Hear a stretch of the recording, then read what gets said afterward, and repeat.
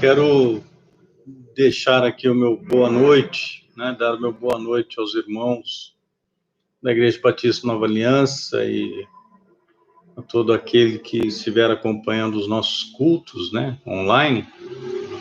Nós vamos hoje começar com a palavra de oração e logo em seguida cantar um cântico cujo título é Eis-me Aqui. E depois nós iremos para a mensagem da palavra de Deus, E o nosso versículo-chave está em Atos 22, o versículo 10. Vamos orar?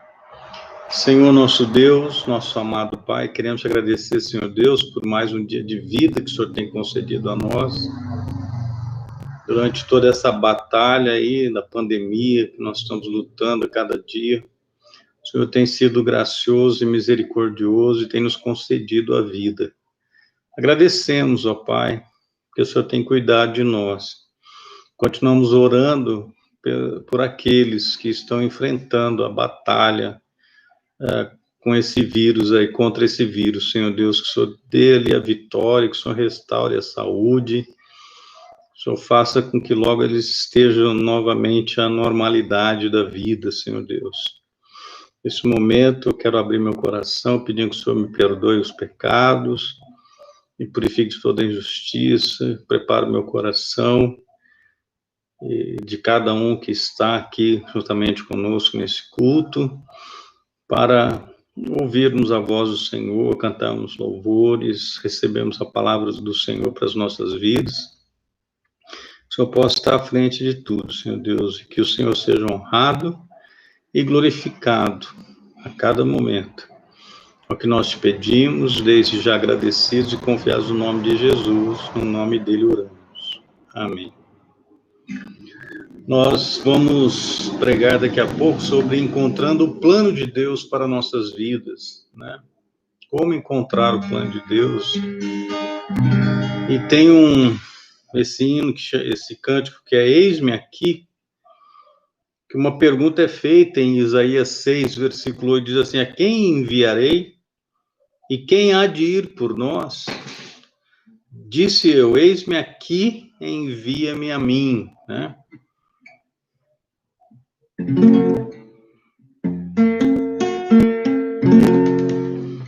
Minha vida entrego a ti, meu Senhor, meu Rei, para seguir-te até o fim, perto ou longe irei. Eis-me aqui, Senhor, manda-me. Eis-me aqui, Senhor, manda-me. Quero sempre a ti servir. Eis-me aqui, Senhor, manda-me. Eu desejo obedecer, meu fiel mentor. Nada posso eu temer, junto ao meu Senhor. Eis-me aqui, Senhor, manda-me. Eis-me aqui, Senhor, manda-me. Quero sempre a ti servir. Eis-me aqui, Senhor, manda-me.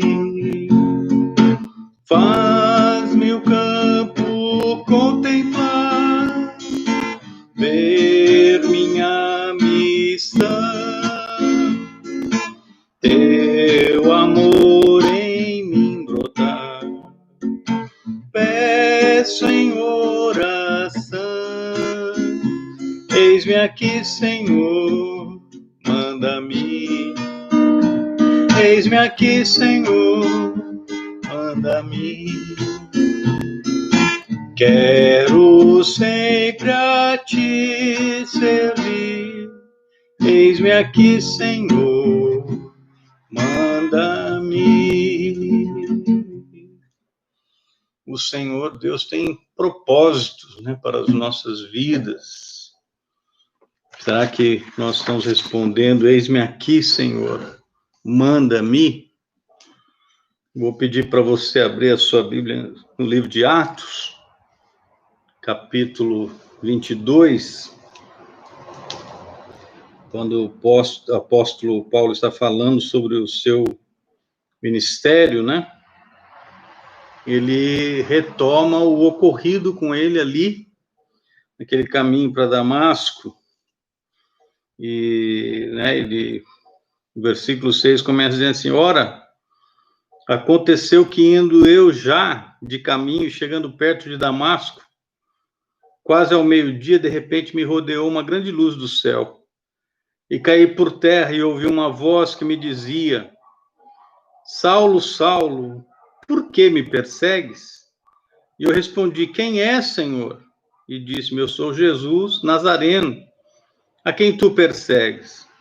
E os que estavam comigo viram, em verdade, a luz e se atemorizaram muito, mas não entenderam a voz daquele que falava comigo. Olha o versículo 10 agora. Então disse eu: Senhor, que farei? E o Senhor disse-me: levanta-te e vai a Damasco, e ali te dirá tudo o que te é ordenado fazer. Vamos orar. Senhor, nós agradecemos por podermos estar aqui diante do Senhor. Pedimos que o Senhor nos abençoe agora na pregação da palavra, que o Espírito do Senhor fale aos nossos corações como é do agrado do Senhor. É o que nós te pedimos em nome de Jesus. Amém. O que devo fazer, Senhor? Pergunta aqui que o apóstolo Paulo fez quando o Senhor apareceu ali para ele no caminho de Damasco. E nós vamos basear essa mensagem nessa pergunta feita por, naquele momento, Saulo de Tarso, no momento do seu novo nascimento. O que devo fazer, Senhor? A conversão de Saulo, né? Vamos dizer assim, ela aconteceu ali, né? Será que ela simplesmente aconteceu? Será que foi por acaso que ele se converteu de uma maneira repentina na estrada de Damasco? Ou será que foi de acordo com um plano, de acordo com um propósito divino? Vou abrir aqui em Atos capítulo 9, se você puder olhar lá, livro de Atos capítulo 9, versículo 15, diz assim: disse-lhe, porém, o Senhor: vai, porque este é para mim um vaso escolhido para levar o meu nome diante dos gentios e dos reis e dos filhos de Israel. E se você olhar o contexto aqui do capítulo 9, é a conversão de Saulo, né? E aí acontece todo aquele encontro com o Senhor, as escamas. Ele fica cego, né? E Ananias, né, é chamado para ir lá orar por ele. E houve aquela relutância por parte de Ananias, mas o Senhor fala assim: vai, Ananias, porque este é para mim um vaso escolhido para levar o meu nome diante dos gentios. Deus tinha escolhido o apóstolo Paulo ali, né? Ou seja, Deus tinha um plano para a vida dele. E talvez você está perguntando aí, mas será que Deus tem um plano para a minha vida? E em caso afirmativo, né? Como é que eu posso saber qual é esse plano? E o que está envolvido aí no processo para encontrar esse plano, né? Nós encontramos essas e muitas outras perguntas, né? Que exigem resposta, e a palavra de Deus tem resposta, né?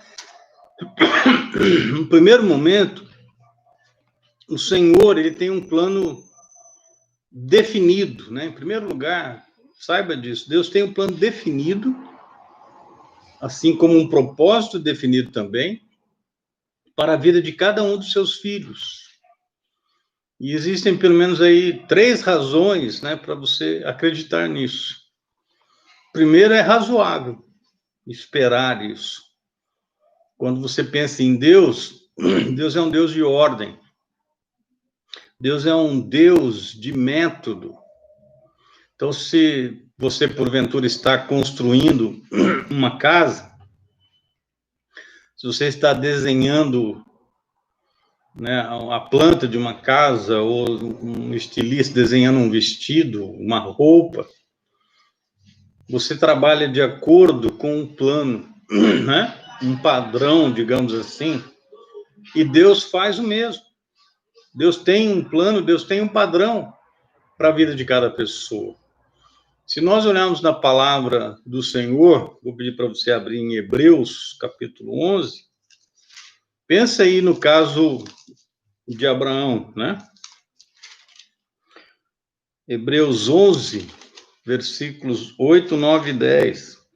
Diz assim: pela fé Abraão, sendo chamado, obedeceu, indo para um lugar que havia de receber por herança, e saiu sem saber para onde ia. Pela fé habitou na terra da promessa, como em terra alheia, morando em cabanas com Isaac e Jacó, herdeiros com ele da mesma promessa, porque esperava a cidade que tem fundamentos, da qual o artífice e construtor é Deus. Né? Veja que o caso de Abraão, que foi chamado para ir para uma terra que ele receberia por herança. Você pode olhar aqui em Hebreus ainda, versículos 24 e 27, o caso de Moisés. Veja lá o 24. Pela fé, Moisés, sendo já grande, recusou ser chamado filho da filha de Faraó, né? Escolhendo antes ser maltratado com o povo de Deus do que por um pouco de tempo ter o gozo do pecado, tendo por maiores riquezas o vitupério de Cristo do que os tesouros do Egito, porque tinha em vista a recompensa. Pela fé deixou o Egito, não temendo a ira do rei, porque ficou firme, como vendo o invisível. Deus tinha um plano para Moisés, para usar Moisés, né? Volte para 1 Crônicas.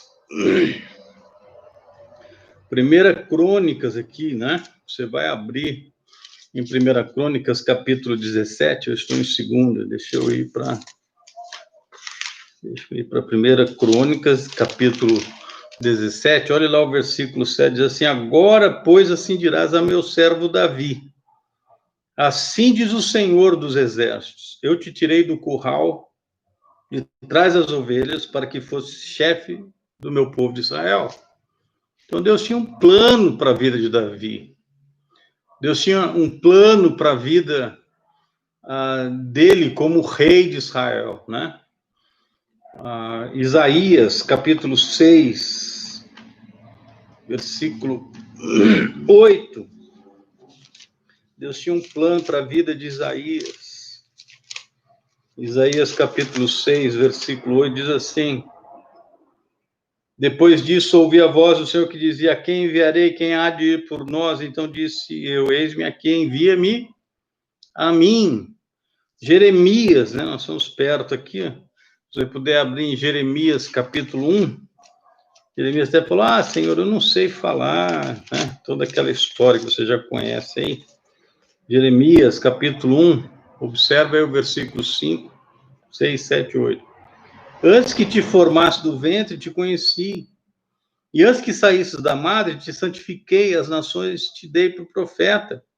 Então disse eu: Senhor Deus, eis que eu não sei falar, porque ainda sou um menino. Mas o Senhor me disse: não digas, eu sou um menino, porque a todos a quem eu enviar irás, e tudo quanto te mandar falarás. Não temas diante deles, porque eu estou contigo para te livrar, diz o Senhor. Deus tinha um plano para a vida de Jeremias. E Atos, capítulo 9, Deus tinha um plano para a vida do apóstolo Paulo também. Então, é razoável você esperar que Deus tenha um plano para a sua vida. Nós temos vários relatos, né, de experiências aí de Deus mostrando que tinha plano para a vida das pessoas. E quando você olha para a palavra de Deus ensina isso, né? Olha em Efésios capítulo 2, versículo 10, você já conhece o versículo, né? Se você olha lá o Efésios capítulo 2, versículo 8, diz que pela graça sois salvos por meio da fé, isso não vem de vós, é dom de Deus, não vem das obras para que ninguém se glorie. Aí o versículo 10 diz assim, ó: porque somos feitura sua, criados em Cristo Jesus para as boas obras. Aí diz assim, ó: as quais Deus preparou para que andássemos nela. Então, Deus preparou. Compare isso com o livro de Salmos, Salmo 27, né? Se você puder abrir agora em Salmo 27, veja o versículo 11. Ensina-me, Senhor, o teu caminho, e guia-me pela vereda direita, por causa dos meus inimigos. Ou seja, ensina-me, Senhor, o seu caminho. Deus tem um caminho. Salmo 37, né, que é um salmo que as pessoas citam muito por conta do versículo 5, que diz assim: entrega o teu caminho ao Senhor, confia nele e o fará, né? E ele o fará. As pessoas citam esse salmo, mas olha o versículo 23 desse salmo, diz assim, ó: os passos de um homem bom são confirmados pelo Senhor, e deleita-se no seu caminho, né? Ou seja, o Senhor firmando os passos. Salmo 73, há um versículo, o versículo 24, que diz assim: guiar-me-ás com o teu conselho, e depois me receberás na glória. Guiar-me-ás com o teu conselho, depois me receberás na glória. Então, Salmo 148 também, olha lá. Salmo 148. Salmo 148, se você puder olhar aí, né, o versículo 8, olha o que ele diz: fogo e saraiva, neve, vapores e vento tempestuoso. Aí diz assim, ó, que executa a sua palavra. Ou seja, você entende isso, que todos os fenômenos da natureza executam a palavra de Deus, a palavra do Senhor. Mesmo esse momento difícil que nós estamos passando de pandemia, né, Deus está no controle de tudo. Deus tem um plano que nós não entendemos, né? Às vezes não compreendemos, sentimos pesado demais, mas Deus está à frente de todas as coisas, controlando todas as coisas. Os elementos executam a palavra do Senhor, né? Provérbios, capítulo 3, no versículo 6, diz assim: reconhece-o em todos os teus caminhos, e ele endireitará as tuas veredas. Reconhece o Senhor, ele endireitará as veredas. Então, Deus vai guiando-nos no caminho que ele já planejou para a nossa vida. Provérbios 15, 19 diz assim: o caminho do preguiçoso é cercado de espinhos, mas a vereda dos restos é bem aplanada. Então, alguém aplanou, tornou plana, né, a vereda. Olha o versículo, capítulo 16, versículo 3, diz assim: confia ao Senhor as tuas obras, e os teus pensamentos serão estabelecidos. Né? Quando você olha tudo isso, você vê que Deus está no controle de todas as coisas. Já li alguns versículos em Isaías. Isaías capítulo 6, versos 8 e 9, diz assim: depois disso ouvi a voz do Senhor que dizia: quem enviarei, quem há de ir por nós? Então disse eu: eis-me aqui, envia-me a mim. Então disse ele: vai e diz a este povo: ouvis de fato e não entendeis, e vedes em verdade, mas não percebeis. Ou seja, quando ele falou envie-me a mim, Deus falou: então vai e faz isso. Deus direciona as nossas vidas de acordo com a vontade dele. Isaías 30, se você puder olhar o versículo 21, diz assim: e os teus ouvidos ouvirão a palavra do que está por detrás de ti, dizendo: este é o caminho, andai nele, sem vos desviares nem para a direita nem para a esquerda. Então Deus falando: este é o caminho, não se desvie, ande nele. Então nós podemos dizer assim que é razoável esperar que Deus tenha um plano para a sua vida. Como nós vimos na experiência de vários servos de Deus, Deus tem um plano, tinha um plano para a vida deles.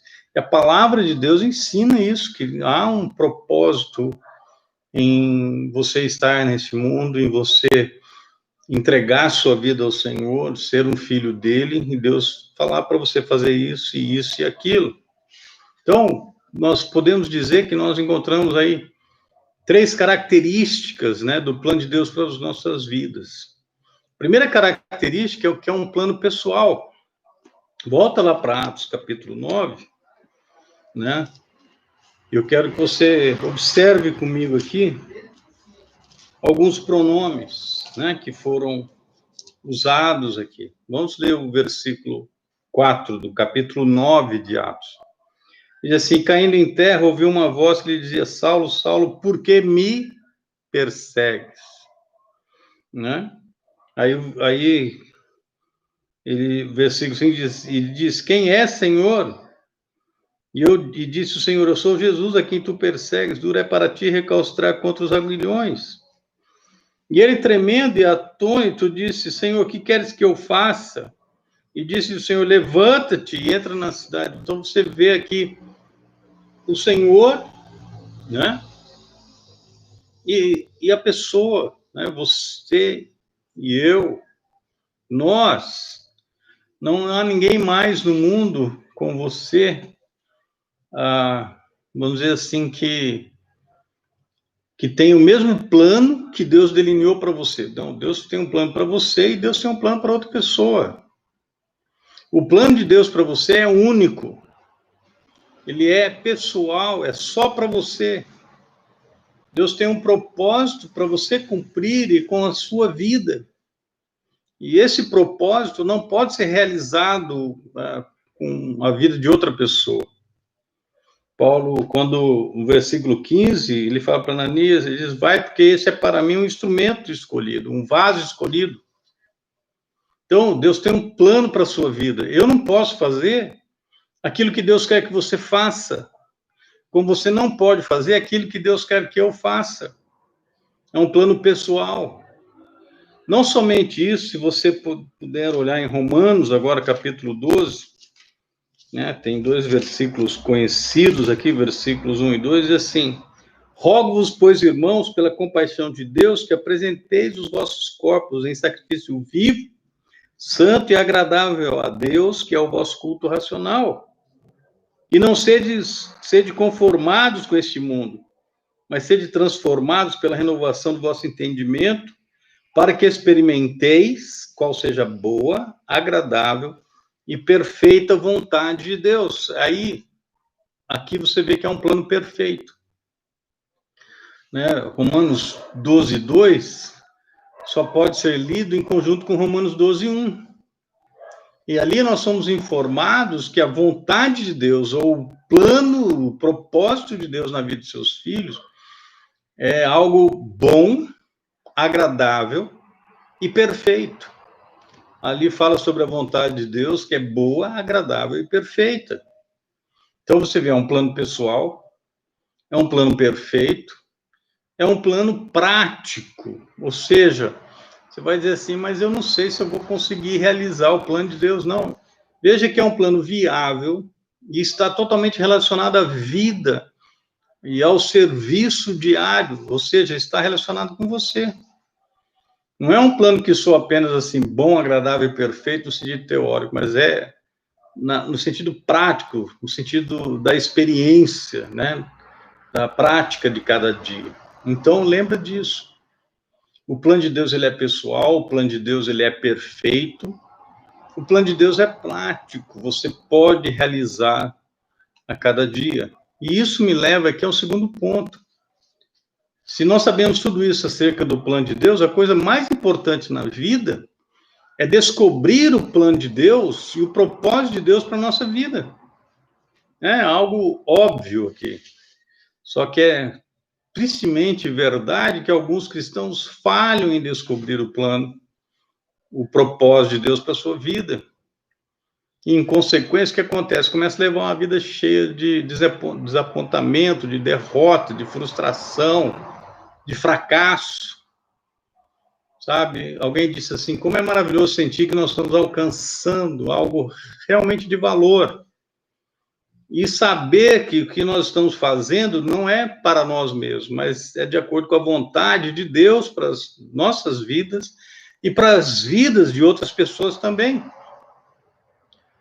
Isso é um fato. Cada pessoa não convertida está vivendo uma vida planejada por ela mesma, por si mesma. Né? Lembra de Saulo? Saulo estava até aquele momento da sua conversão ali vivendo para ele mesmo. Quando você olha lá em Atos capítulo 9 e vê o versículo 5, deixa-me abrir aqui em Atos 9, versículo 5, diz assim: e ele disse, quem é, Senhor? Ele não sabia quem era o Senhor. Ele fala e disse, Senhor, eu sou Jesus, a quem tu persegues. Então, Paulo até ali tinha decidido perseguir a igreja, perseguir os irmãos, e com isso estava perseguindo o Senhor Jesus.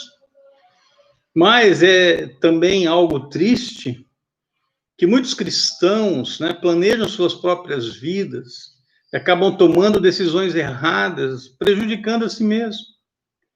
Ou seja, a pessoa ela toma uma decisão, ela faz uma escolha, e depois ela percebe que essa decisão, que essa escolha foi errada. Abra no Evangelho de João, capítulo 21, veja o versículo 3. Disse-lhe, João 21, 3, disse-lhe Simão Pedro, vou pescar. Disseram-lhe eles, também nós vamos contigo. Foram e subiram logo para o barco, e naquela noite nada apanharam. Ou seja, eles planejaram, né? Eu vou pescar, é uma ação. Só que se você vai pescar, você espera trazer o peixe, mas eles não apanharam nada. Ou seja, às vezes você toma uma decisão contrária à vontade de Deus e você não consegue obter o resultado esperado. Por quê? Porque você está indo contra aquilo que Deus planejou para a sua vida. Ou seja, não há nada maior ou mais reconfortante do que você saber que você está no centro da vontade de Deus. E que, né, eu posso dizer assim, que cada um de nós, né, pode saber exatamente isso. Quando você está fazendo aquilo que Deus quer que você faça. Então, entenda isso. A coisa mais importante é você encontrar a vontade de Deus para a sua vida. Né? E isso me leva a um terceiro ponto aqui. Nós encontramos o plano de Deus quando nós aceitamos, né, e reconhecemos a Jesus Cristo como o nosso Senhor e o nosso Salvador. Lembra de Saulo? Saulo entrou no plano de Deus quando ele se submeteu ao Senhor. Né? Se você voltar lá em Atos 9, né? Olha lá, Atos capítulo 9 de novo, no versículo 5 ele faz a pergunta, no versículo 6, e ele tremendo e atônito disse, Senhor, que queres que eu faça? E disse-lhe o Senhor, levanta-te e entra na cidade, lá te será dito o que te convém fazer, né? Quando você compara isso com o versículo 8, olha o versículo 8, e Saulo levantou-se da terra, e abrindo os olhos não via a ninguém, e guiando-o pela mão, o conduziram a Damasco, ou seja, o Senhor Jesus se revelou a Paulo, no caso ali era Saulo ainda, dizendo, eu sou Jesus. O que quer dizer Jesus? Salvador. Olha em Mateus, capítulo 1, só para conferir isso, Evangelho de Mateus, capítulo 1, versículo 21. E dará à luz um filho e chamará o seu nome Jesus, porque ele salvará o seu povo dos seus pecados. E ele diz, eu sou Jesus, eu sou o Salvador. Isso não quer dizer que Deus não estava interessado em Saulo e cuidando dele antes da sua conversão, né? Mas é verdade que Saulo só realmente entrou no plano de Deus quando ele se curvou aos pés de Jesus Cristo e o aceitou como seu Salvador e Senhor. Sabe, antes, né, nós sabemos, enquanto Paulo estava fazendo tudo aquilo lá, perseguindo a igreja, né, concordando na morte ali dos irmãos em Cristo, ele não sabia que Deus tinha um plano para a vida dele. Mas Deus foi trabalhando. E Deus, né, ali o Senhor Jesus foi até ele no caminho de Damasco, se revelou a ele, e ele reconheceu que aquele que estava ali era o Senhor, e ele, né, arrependido, ele disse: Senhor, o que o Senhor quer que eu faça? Ele o aceitou ali como seu Senhor e seu Salvador. Então, você entra no plano de Deus quando você recebe Jesus Cristo como seu Senhor e Salvador. Né? Se você ainda não entregou sua vida a Jesus Cristo como Senhor e Salvador, você tem que fazer isso. Tem que se arrepender dos seus pecados e entregar sua vida a Jesus Cristo como seu Senhor e Salvador. E aí, o que acontece? Você passa a descobrir, né, aquilo que é a vontade de Deus. E aí você continua no plano de Deus por uma submissão diária à vontade revelada de Deus para a sua vida. Ou seja, em todo o plano de Deus, né, da nossa vida, né, tem lá o caminho de Deus.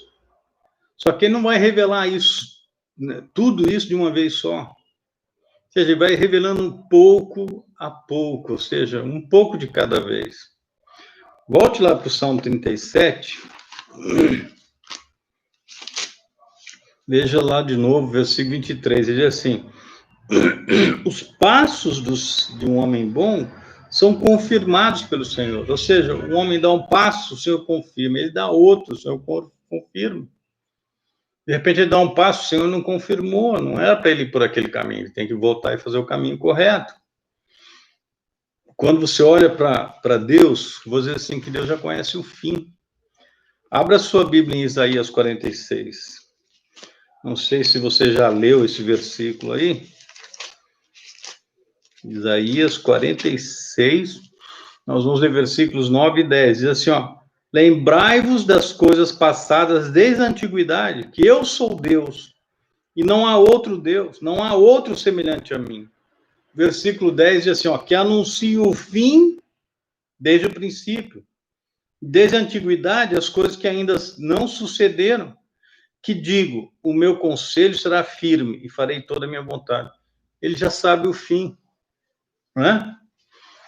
Ou seja, Deus conhece o fim desde o início. Só que a nossa condição humana não tem essa capacidade de receber tudo aquilo que está no plano de Deus, no propósito de Deus para a nossa vida. Então, se nós quisermos conhecer e fazer a vontade de Deus, nós precisamos nos submeter a Ele. Nós precisamos ter um forte desejo de obedecer a Deus. Volta lá para Atos capítulo 22, versículo 10, assim: então disse eu, Senhor, o que farei? Então, cada dia que você chega e pergunta, Senhor, qual é a vontade que o Senhor tem para a minha vida hoje? E veja lá o versículo 10, e o Senhor diz, levanta-te e vai a Damasco, que ali te dirá tudo que te é ordenado fazer. Ou seja, quando você começa a investigar, né, qual é a vontade de Deus, essa investigação acerca da vontade de Deus envolve 4 coisas. Né? Em primeiro lugar, você tem que estar em comunhão com Ele através da oração. Volto para o Salmo 27, né, o livro de Salmos. Nós vimos o 37, agora nós vamos ver o 27. 27, versículo 11, diz assim: ensina-me, Senhor, o teu caminho, e guia-me pela vereda direita por causa dos meus inimigos. Então você vai a Deus em oração e fala assim, Senhor, mostra o caminho. E é quando nós sabemos o que é, né? Aquele processo de você ir regularmente ao lugar secreto, onde você dobra os seus joelhos e conversa com o Senhor e ora, e o Senhor graciosamente, então, revela para você o seu plano, um passo de cada vez, né? Diz aqui, né, que o Senhor, ensina-me, o Senhor, o seu caminho. Então, você começa orando. E aí você estuda a palavra de Deus. Abra aí no Salmo 119. Você já conhece o versículo. Salmo 119, versículo 105. Lâmpada para os meus pés é a tua palavra e luz para o meu caminho. Quando ele fala lâmpada para os pés, né, o nosso momento hoje, isso é estranho, falar lâmpada para os pés. É que naquela época, né, o calçado lá que eles tinham, eles faziam um esquema para que pudesse ser colocado ali uma espécie de uma lâmpada ali, né? Como se fosse assim uma lamparina, uma coisa assim, que conforme a pessoa dava o passo, iluminava ali, né? Em volta daquele onde ela pisou. Ela dava outro passo, iluminava aquele canto lá. Então, quando ele fala assim, lâmpada para os meus pés, né? Qual que é a lâmpada para os nossos pés? É a palavra do Senhor. Como todos os santos de Deus foram guiados, né? De forma maravilhosa, ao lerem a palavra de Deus, nós também seremos abençoados de uma maneira maravilhosa em relação à vontade de Deus quando nós estivermos lendo a palavra de Deus. E aí isso me leva a mais um ponto, aquela questão, Deus mostrou na palavra dele, o que eu vou fazer? Eu vou obedecer. E a minha obediência tem que ser de maneira imediata e inquestionável. Sabe, Deus revela a vontade dele à medida que nós obedecemos. Abra sua Bíblia em 1 Samuel. 1 Samuel, nós vamos olhar o capítulo 15. 1 Samuel, capítulo 15, versículo 22, diz assim: porém Samuel disse, tem porventura o Senhor tanto prazer em holocausto e sacrifício, como em que se obedeça a palavra do Senhor? Eis que obedecer é melhor do que o sacrificar, e o atender melhor do que a gordura de carneiros. Então, você orou pedindo para Deus mostrar o caminho. Você vai para a palavra de Deus, ler, e Deus mostra o caminho. O que você tem que fazer? Você tem que obedecer. Você obedece de maneira imediata e inquestionável. E isso me leva a mais um ponto, que é a questão da confiança total, né, e implícita aí também. Ou seja, raramente nós podemos rastrear, né, a atuação de Deus em nossas vidas. Porque diz a palavra de Deus, nós vemos pela fé, não pelo que nós vemos. Então, isso significa que você tem que confiar em Deus. Mas não estou vendo. Agora, você sabe que Deus existe, você sabe que Deus está no controle, você sabe que Deus conduz. O Senhor escolheu Saulo para ser um instrumento escolhido, um vaso escolhido, diz lá em Atos. E Saulo teve que confiar nele, né? Quando você olha para a vida de Saulo, ele sofreu muito, né? Passou por vários perigos. Ou seja, Paulo, né? Vou chamar de Paulo agora, ele teve que confiar em Deus em tudo que Deus permitiu na vida dele. Né? Sofrimento, privação, apedrejamento, prisões. Eu não vou ler lá, mas se você abrir em 2 Coríntios 11, do versículo 24, 28, fala sobre tudo isso aí. Então, nós devemos nos lembrar que o plano de Deus inclui a permissão de Deus para os testes da nossa vida. Abra sua Bíblia em 1 Pedro. 1 Pedro, né? Se você puder abrir aí no capítulo 4, versículos 12 e 13, depois o 19. O 12 diz assim: amados, não estranheis a ardente prova que vem sobre vós para vos tentar, como se coisa estranha vos acontecesse, mas alegrai-vos no fato de seres participantes das aflições de Cristo, para que também na revelação da sua glória vos regozijeis e alegreis. Olha o 19. Portanto, também os que padecem segundo a vontade de Deus, encomendem-lhe as suas almas, como ao fiel Criador fazendo o bem. E você sabe a situação de Pedro aí, né? Quanto ele sofreu depois aí, no final da vida dele. E ele diz, nós temos que confiar em Deus, e mesmo que traga aí dificuldades, provações, sofrimentos, né? Isso, no plano de Deus inclui isso também. Isso me leva aqui ao último ponto do nosso estudo hoje, que é a questão de saber que o plano de Deus para a nossa vida é eterno. Talvez, né, chegando nesse último ponto aqui, você que já tem uma certa idade, fala assim, olha, isso é um assunto interessante, importante para a nossa vida, mas eu já não sou mais jovem, né? Eu já tenho uma certa idade aí. Agora, quando você olha para a palavra de Deus, é um tema emocionante, não só para o jovem, não, mas é para você também, cristão, que talvez já esteja aí idoso, né? Que a grande verdade é que todos nós que pertencemos ao Senhor, nós temos uma eternidade, né? Gloriosa pela frente. Ou seja, nós não vamos parar aqui o convívio com o Senhor por questão da nossa morte física. Não, né? Quando você olha assim, quando você sabe que você pertence ao Senhor, você tem essa gloriosa promessa da vida além da morte, né? E o plano de Deus tem uma parte terrena e uma parte celestial. Essa parte terrena, né, é como, vamos dizer assim, a fundação do edifício. A parte celestial pode ser comparada à estrutura do edifício, né?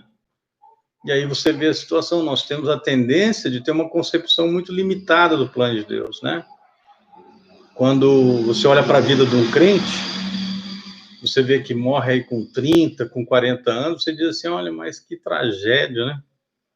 Que é do ponto de vista aqui limitado da Terra. Ah, mas ele morreu cedo. Só que você tem que lembrar o seguinte, o plano amoroso de Deus, para aquele que crê, é um plano eterno. Vou voltar aqui para Efésios 2. Nós já lemos isso hoje aqui.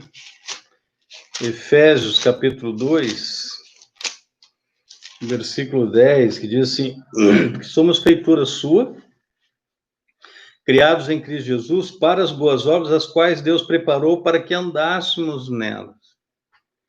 Aí, olha em 1 João 2,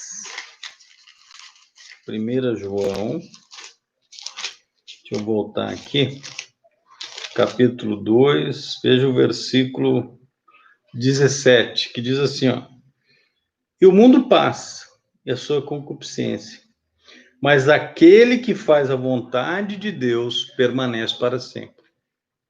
Você está fazendo a vontade de Deus? Deus fala assim que nós vamos permanecer para sempre. 2 Timóteo 4, versículos 7 e 8. Combati o bom combate, acabei a carreira, guardei a fé. Aí no versículo 8 ele diz assim, ó, desde agora a coroa da justiça me está guardada, a qual o Senhor, justo juiz, me dará naquele dia. E não somente a mim, mas também a todos os que amarem a sua vinda. Você ama a vinda do Senhor Jesus? Sabe, a nossa vida aqui na Terra um dia vai findar, mas ela continuará na eternidade. Nós estaremos com o Senhor para todos sempre. Então, não se esqueça disso, que Deus tem um plano para a sua vida. Ele já delineou tudo. E você tem que procurar a cada dia conhecer esse plano de Deus. Né? O plano começa quando você entrega sua vida a Jesus Cristo e confia nele como seu Senhor e Salvador. Aí, diariamente, você entra em comunhão com Deus em oração. Você estuda a palavra de Deus, buscando ali a vontade de Deus. Você obedece quando Deus mostra ali o que Ele quer que você faça de maneira imediata, inquestionável. E você confia de maneira total, de maneira implícita, né, naquilo que Deus está colocando ali. Fala, não estou vendo, mas Deus está presente nisso e eu confio. Não se esquecendo nunca que o plano de Deus não termina aqui nessa terra, ele continua na eternidade. Certo? Espero que Deus possa abençoar a sua vida com essa palavra e que você procure encontrar a vontade de Deus para a sua vida. Se você não entregou a sua vida a Jesus ainda, entregue a sua vida a Jesus e confie nele como seu Senhor e Salvador. E a cada dia, procure saber qual é a vontade de Deus para a sua vida. Vamos orar. Pai de amor, de eterna bondade, somos gratos ao Senhor, que o Senhor tem um plano para a nossa vida, que começa quando nós entregamos a nossa vida a Jesus como nosso Senhor e Salvador. E continua, Senhor Deus, por toda a vida que o Senhor permitir que tenhamos aqui na Terra. E que quando passarmos dessa vida terrena para a celestial, então continuaremos com esse plano que o Senhor tem para a nossa vida, por toda a eternidade. Agradecemos, Senhor, porque o Senhor é maravilhoso. E o Senhor tem planejado a nossa vida. E o Senhor está no controle de todas as coisas que acontecem nela. Dá-nos entendimento para entendermos que às vezes temos as provas, mas temos a promessa de vitória sobre as provas, porque nós não estamos sozinhos, o Senhor está conosco.